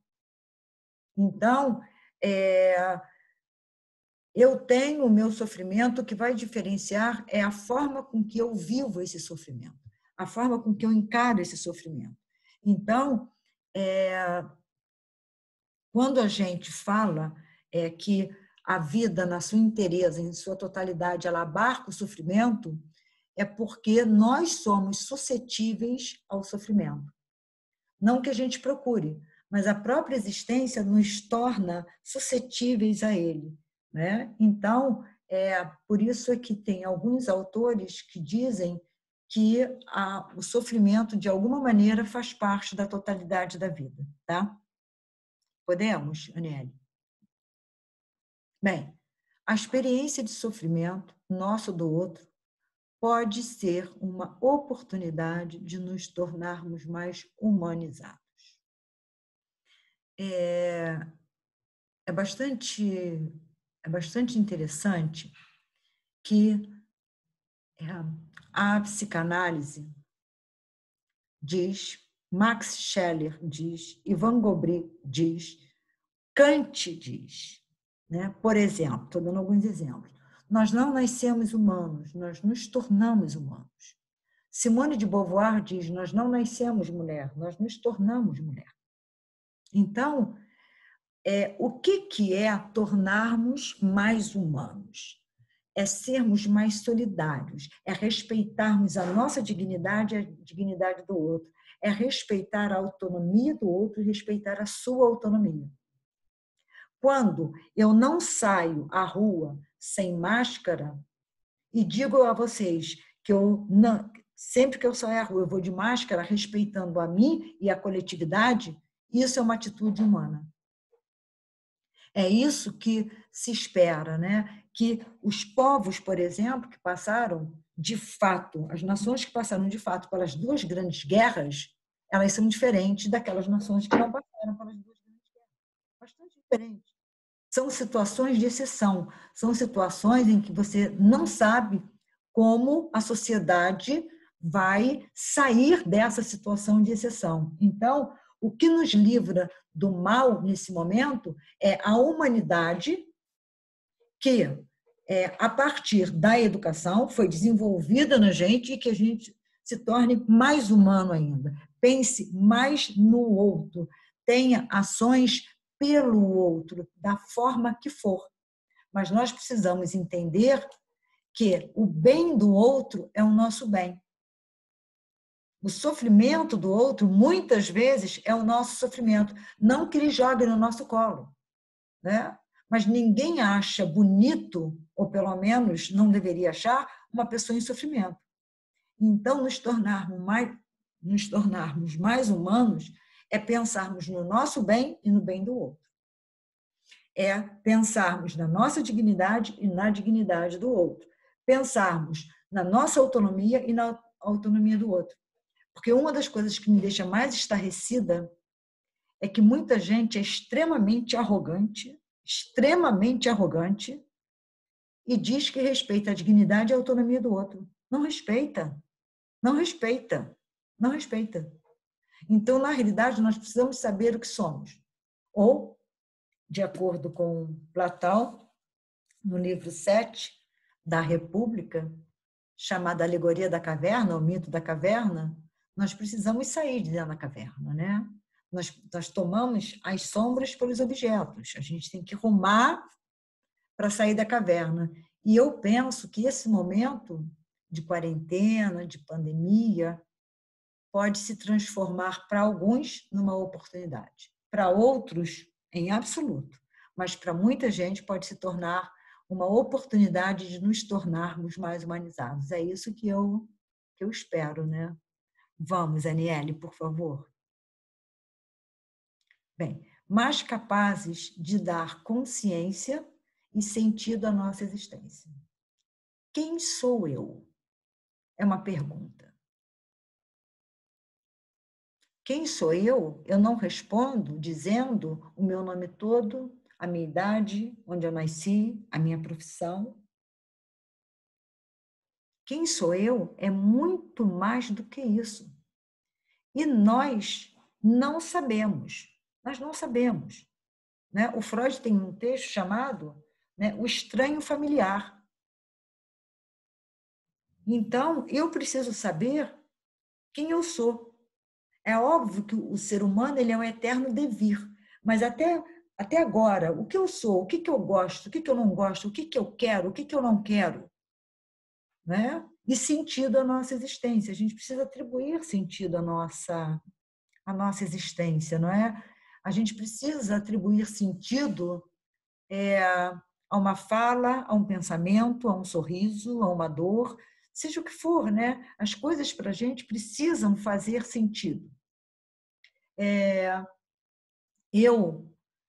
Eu fiz durante, não lembro bem, 2 ou 3 anos, eu fiz um estágio probatório para doutorado na Faculdade Federal de Juiz de Fora, na Faculdade de Medicina, no laboratório de álcool e outras drogas.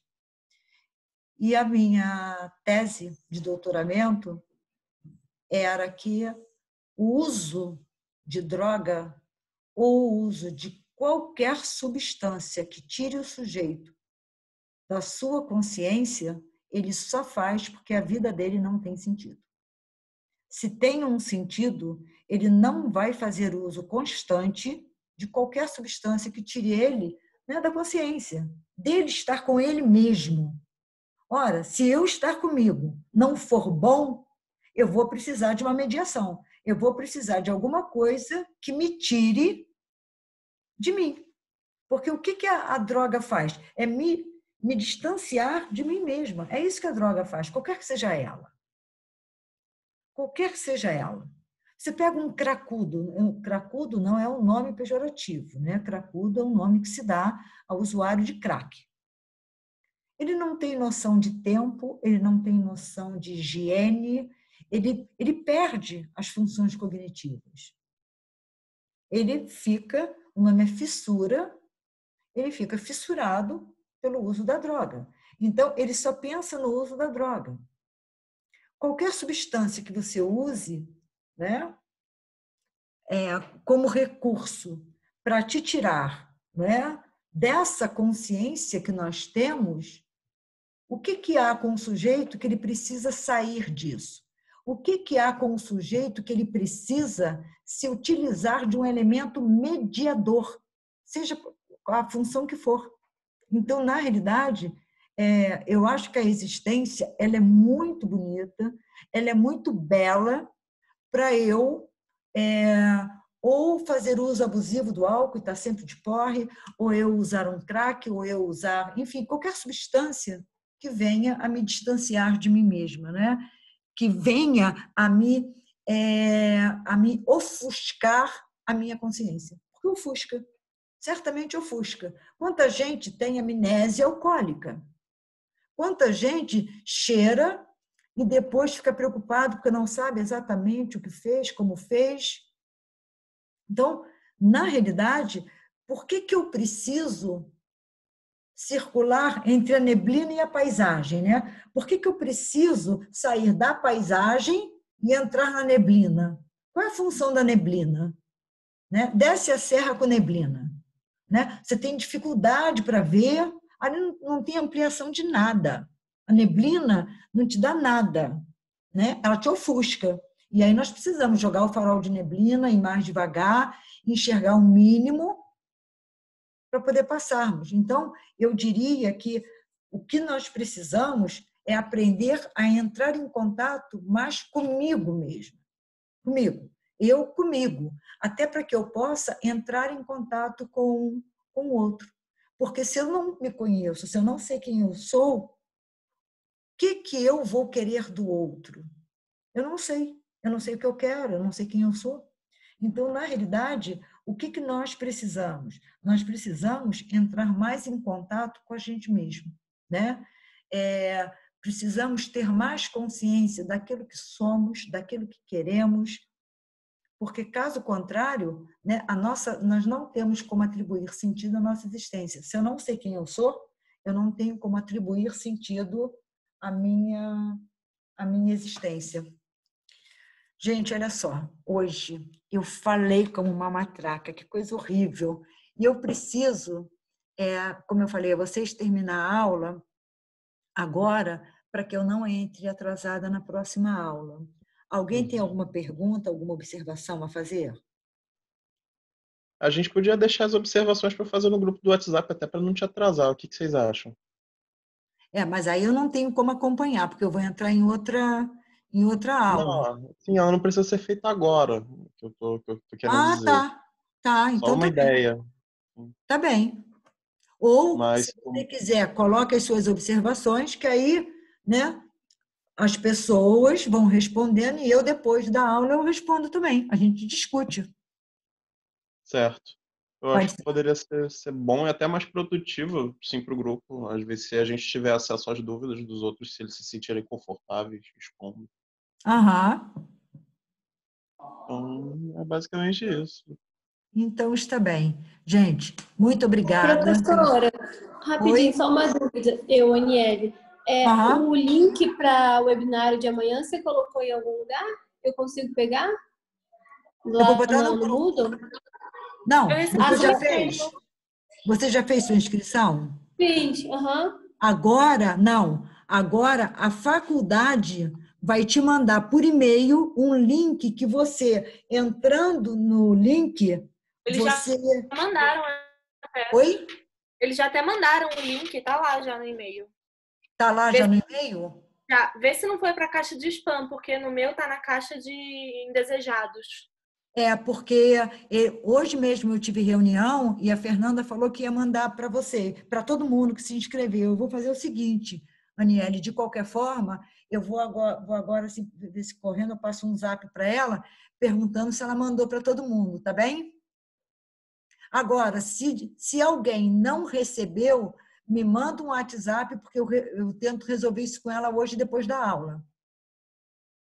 Pode ser? Gente, muito obrigado pela participação.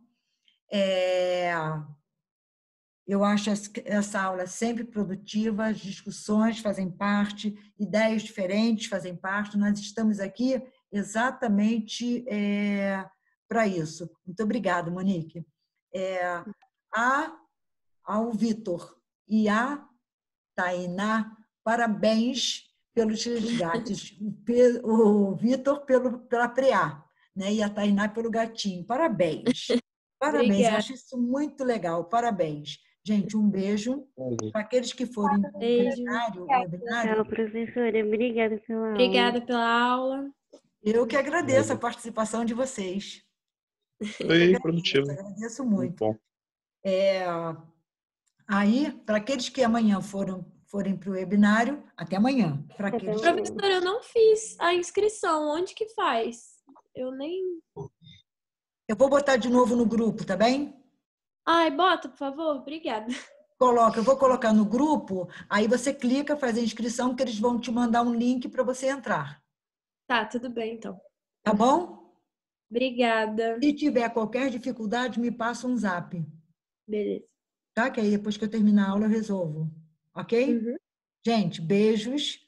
Tchau. Beijo. E peraí, vai ter chamada. Chamada. Entrou. A aula acabou 8 horas. Meu Deus! Olha só. Aniele está.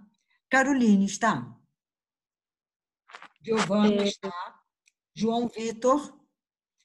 Manuela. Eu. Maria Tereza. Professora, Uma Maria mandou aqui no WhatsApp que falou que a internet não estava funcionando direito, e então ela saiu às 7h44, eu acho. Tá bem. E ela veio a aula depois. Tava. Pedro está? Sim. Ele Sim? tá aqui. Tá. Ele tá aqui. aqui. Tainá está? Tainá Correia está? Sim, tô aqui. Tá. Aí tem a Tainá Gomes. Eu. Tá bem. Vitória. Eu. Júlia. Estou aqui. Ótimo. Monique está. Gabriele está.